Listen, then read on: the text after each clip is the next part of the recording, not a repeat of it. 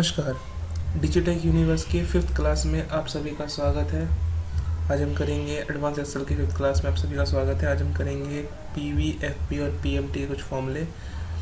जैसे कि आप लोगों के सामने दे रखा है कि मेरे सामने एक अमाउंट है, एक रेट ऑफ इंटरेस्ट है और एक टाइम है जो कि 15 मंथ है।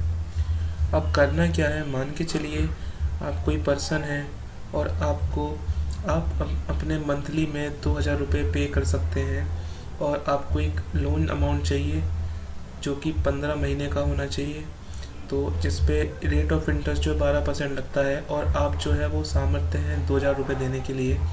तो आपको कितने रुपए का लोन कोई भी संस्था दे सकती है, तो उसके लिए आपको यहाँ पे लगाना है पीवी का फॉर्मूला। पीवी मतलब होता है प्रेजेंट वैल्यू। प्रेजेंट वैल्यू सबसे पहले इसमें आपको रेट लेना होता है जो कि आपका रेट है।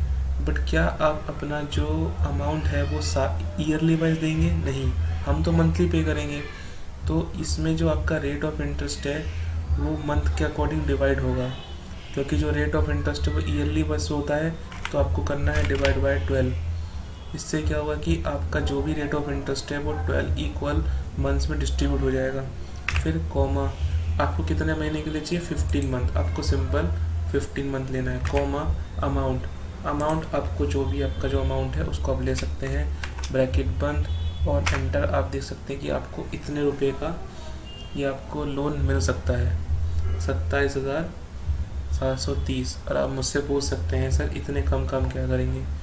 तो अगर आप यहाँ पे इस अमाउंट को बढ़ाते हैं, मान के चलो 30 मंथ, तो आपका ये अमाउंट ऑटोमेटिक बढ़ जाएगा।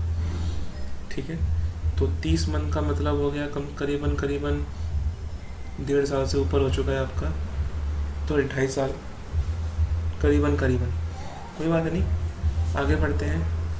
अगला जो मेरा फॉर्मूला है ये है एफवी। मान के चलिए आप अपना एक इंश्योरेंस कराते हैं, तो उस इंश्योरेंस के अंदर आपको कितने रुपए एट द टाइम ऑफ, जब आप इंश्योरेंस आपका मैच्योरिटी हो जाएगा, कितने का मिलेगा, तो उसका होता है एफपी, फ्यूचर वैल्यू। आप इसको सेट कर सकते हैं।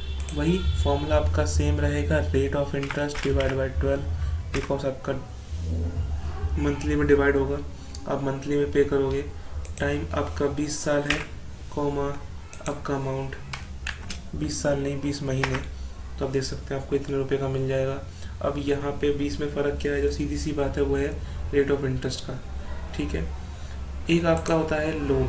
मान के चलिए आपको लोन का अमाउंट पता है कि आपको इतने रुपए का लोन चाहिए, बट आपको मंथली कितना देना है ये नहीं आपको पता। तब क्या कर सकते हो, आप यहाँ पर लगा सकते हो पीएमटी का फॉर्मूला। पीएमटी का मतलब होता है पेमेंट। तब कितना मंथली पेमेंट करोगे, तो rate of interest divide by 12 पता ही है आपको, कॉमा आपका टाइम, कॉमा आपका अमाउंट। तो आपको 7,000 रुपये हर महीने पे करने पड़ेंगे 15 महीनों तक, तब जाके आपको कहीं 1 लाख रुपये का लोन मिलेगा।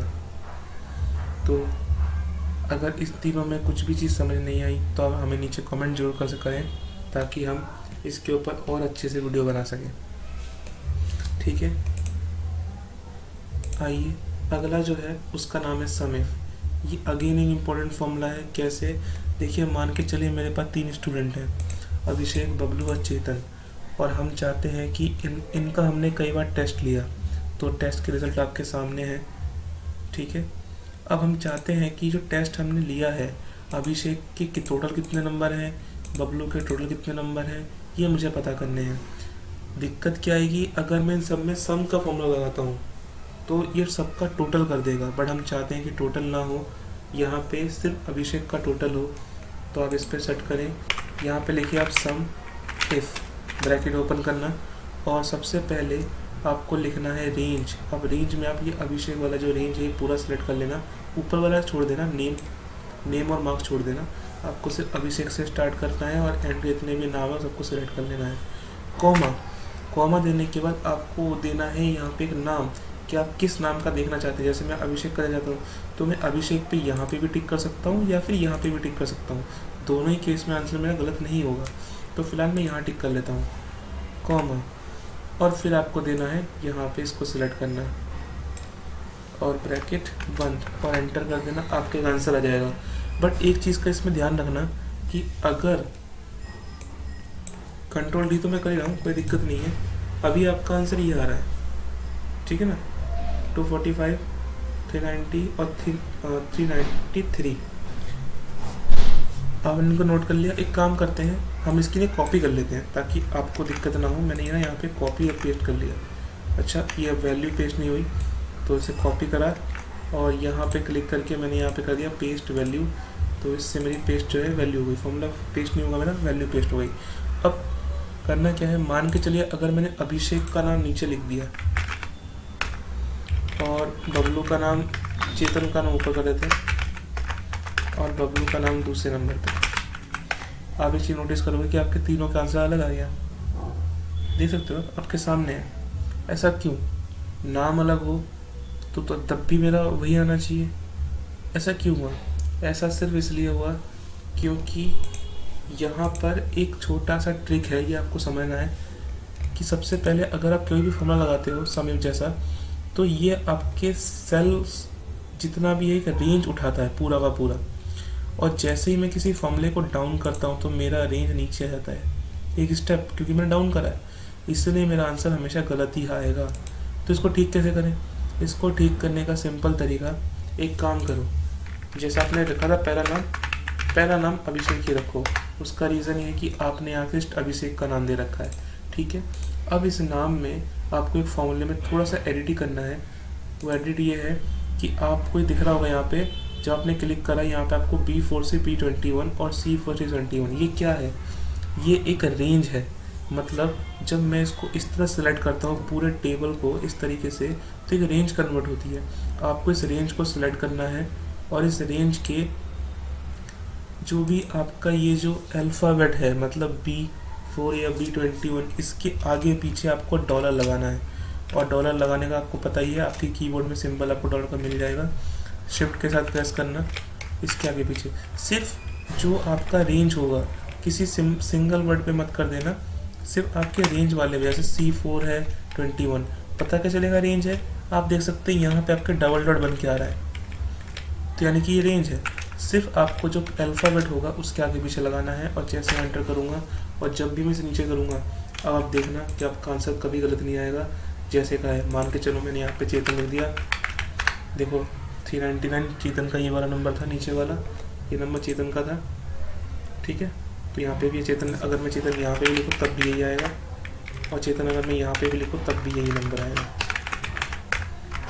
ठीक है। और अभिषेक कितना था? अभिषेक का था 245, तो मैं अभिषेक का नाम जब भी लिखूँगा ये 245 ही दिखाएगा। और बबलू का नंबर 390 था, देखो 390 ही दिखाएगा। समझ गए? तो इस तरीके से फॉर्मूले काम करते हैं। एक बार इसको ज़रूर ट्राई करना, बहुत इंपॉर्टेंट फॉर्मूले में से एक है सम इफ। आइए अब चलते हैं मोस्ट इंपॉर्टेंट फार्मूला, जिसका नाम है लुकअप। और ये मार्केट में बहुत ही ज़्यादा यूज़ होने वाला फॉर्मूले में से एक है, जिसका नाम है लुकअप। देखो ये कैसे होता है। मान के चलिए यहाँ पे कुछ बच्चों के नाम दे रखे हैं, जिसमें से अमर, काजल, ये कुछ बच्चों के नाम को दे रखे हैं, जिसके कुछ मार्क्स दे रखे हैं और इनका रिजल्ट देना है। अब आपके पास एक डेटा आता है जिसके अंदर आपको ये सारा रिजल्ट देना है। जितना आपका रिजल्ट है ये आपको निकाल के देना है। अब अभी तो मान लो गिनती के 10 या 17 बच्चे हैं, या बोल लो 16 बच्चे, जितने भी हैं आपके सामने हैं। बट अगर मान के चलो आपके काफ़ी लंबी चौड़ी लिस्ट आती है जिसमें 50,000 या 10,000 बच्चों को आपको एक ग्रेड देना है, तब क्या करोगे? आप अभी तो देख के भी लिख सकते हो कि 62 है, तो अब आपके सामने कंडीशन भी दे रखी है कि इसमें से आपको देख के बताना है कि कितने बच्चे, मतलब अगर 62 वाला है तो किस कैटेगरी में आएगा। जैसे अगर मैं कहूँ 62 वाला जो है वो 60 से अबव और 70 के, यानी कि ये इस वाले में आएगा, बी ग्रेड में आएगा ये, तब देख सकते हो कि बी ग्रेड में आएगा। तो हम वही चाहते हैं कि ये जो ग्रेड है ये ऑटोमेटिक आ जाए बिना मेरे मेहनत के, ज़्यादा मेहनत के। तो आपको करना क्या है, आपको सिर्फ एक बार एक फॉर्मूला लगाना है जिसका नाम है लुकअप। सबसे पहले आपको नंबर सेलेक्ट करना है, कॉमा, उसके बाद आपको इस पूरे को सिलेक्ट कर लेना है जो भी आपका ये कंडीशनल है।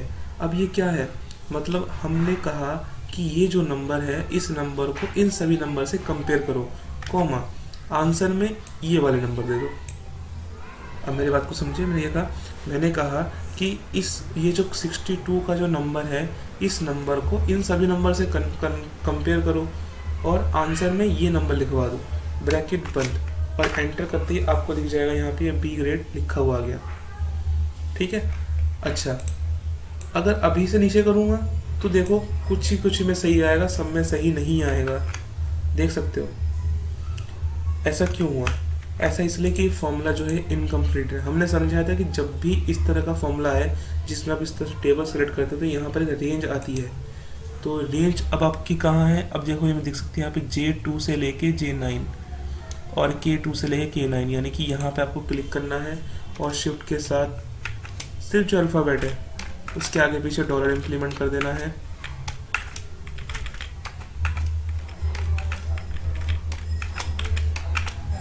और जैसे आप एंटर प्रेस करोगे और अब अगर आप नीचे करोगे तो आपका आंसर कभी गलत नहीं आएगा। ठीक है। अगर आपको ये समझ में नहीं आया तो एक बार आप वीडियो रिवाइंड करके ज़रूर देखें, बहुत इंपॉर्टेंट फॉर्मूले में से एक है। आप चलो अगला एक इससे भी इम्पोर्टेंट फॉर्मूला, बट इससे इजी फॉर्मूला है, जिसका नाम है वी लुकअप। अब ये वी लुकअप क्या काम करता है? देखो, डेटा मेरे पास सेम ही रखा है मैंने जानबूझ के, ताकि आपको कंपेयर करने में आसानी हो। फॉर्मूला सेम है, थोड़ा सा अलग है। जैसे मैंने यहाँ पे लिखा वी लुकअप। अब जैसे वी लुकअप ने लिखा है तो यहाँ पे 62 लेना, कॉमा, उसके बाद सबसे पहले आपको ये लेना था, फिर ये लेना था। ऐसा मत करना, आप पूरा टेबल को एक साथ सिलेक्ट कर लेना। कॉमा देने के बाद आपको सिंपल से ये कहना है कि आपको लिखवाना कौन सा कॉलम है, पहले वाला या दूसरे वाला। हमने करा सेकंड कॉलम लिखवाना है तो यहाँ पे 2 दे देना है बस आपको, और देखो आपका आंसर वही आ जाएगा सेम। तो इजी हुआ ना। बट हाँ, एक दिक्कत वही पड़ेगी कि अगर मैं डाउन करूँगा तो मेरा आंसर गलत ही आएगा, क्योंकि आपको मैंने समझाया था यहाँ पे रेंज सेलेक्ट हुआ है, जिसके कारण मेरा आंसर गलत आता है। तो ठीक करने का तरीका, जो रेंज हो अब यहाँ पे क्लिक करना, और यहाँ पे सिर्फ एक ही रेंज दिख रही है, K3 से लेके L10। आपको सिर्फ K क्या लगाना है, डॉलर आगे पीछे, और L के आगे पीछे, एंटर प्रेस कर देना। और जब इसे डाउन करोगे कंट्रोल D, देख सकते हो आपके सामने रिजल्ट आ गया वी लुकअप। एक इसका छोटा भाई भी है, देख सकते हैं आप इसका, जिसका नाम है एच लुकअप। अब ये कैसे काम करता है? देखो, ये दोनों ही फॉर्मूले सेम है, V lookup, H lookup, but इनकी थोड़ी कंडीशन अलग है। एच लुकअप कहता है अगर डेटा मेरा हॉरिजॉन्टल में दे रखा है तो एच लुकअप लगेगा, और अगर डेटा मेरा वर्टिकली दे रखा है तो वी लुकअप लगेगा। मतलब कि डेटा अगर ऐसे है तो आपका जो भी आंसर आएगा वो वी लुकअप से आ जाएगा, और अगर डेटा मेरा ऐसे दे रखा है रो वाइज तो मेरा आंसर एच लुकअप से ही आएगा। ठीक है। चलो इक्वल टू करते हैं एच लुकअप, ब्रैकेट ओपन करने के बाद सबसे पहले आपको यहाँ पे टिक करना है, कॉमा, और फॉर्मूला वही कि पूरा टेबल सेलेक्ट करो, जो मेरा कंडीशनल टेबल है। मैंने पूरा टेबल सेलेक्ट कर लिया, कॉमा, और इस टेबल में क्या देना है, मैंने करा 2, सीधी सी बात है। अच्छा, पहले वाला ऊपर होगा 0 से लेकर 90 और नीचे वाला 2 होगा, ब्रैकेट बंद कर देना, एंटर। और आप देख सकते हैं कि यहाँ पे एक आंसर आ चुका है। बट हाँ, अगेन वही परेशानी हमारे साथ आएगी कि आंसर मेरा सेम नहीं आएगा।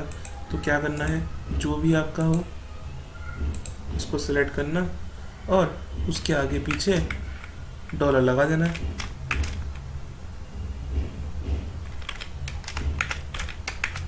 लगाने का एंटर प्रेस कर देना, और आप जब इसे नीचे करोगे तो आपका आंसर प्रॉपर आ जाएगा। तो इस तरीके से आप ये आंसर कर सकते हैं। ठीक है, धन्यवाद हमारे साथ बने रहने के लिए। देखते रहिए डिजिटेक यूनिवर्स। मिलते हैं अगली क्लास में। नमस्कार।